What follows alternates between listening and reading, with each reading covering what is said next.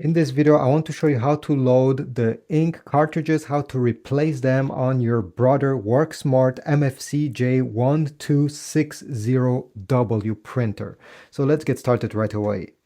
You should go on the right side of the printer and open up this door over here. There's a small piece on the side that sticks out, so you can bring down the door.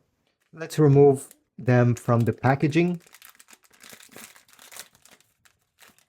This Brother printer takes the LC501 ink cartridges. I'll put links in the description towards Amazon so you can have a few of them and are ready to replace them when you run out of ink. So we got all our ink cartridges out. It's very important to place them in the appropriate place and not mix them up. So let's start with magenta. I'll take it over here. You can see the color name right over here, M for magenta.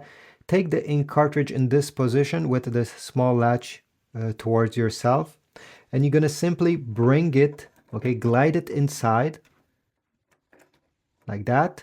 And now take a finger and you're gonna press where the circle is to latch it in place, just like that. Let's do cyan. So I'll take the ink cartridge, I'm making sure it's the right one, cyan, just in this position.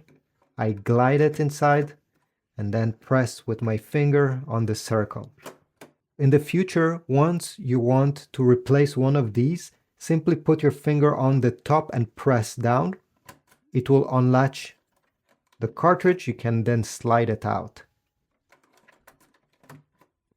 So now we have yellow left. Slide it and then push. And finally, the BK is for black. This is the one right over here. And this is about it. Close the door and you're ready to use your printer. Thanks for watching. Leave a like, subscribe, comment down below, and I'll see you in the next video.